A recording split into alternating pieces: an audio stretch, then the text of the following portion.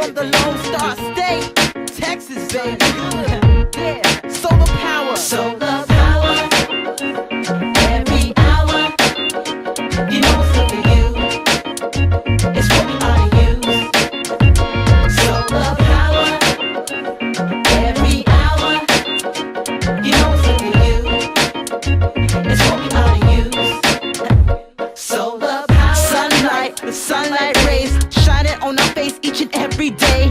Just another reason to give God some praise. Cause the sun is for free and I don't have to pay. Now if we're smart, we'll learn to take advantage of this bright shining star. Yeah, harness his power, saving billions hour by hour. Yeah, and you could do the math on my solar power calculator. Take the class.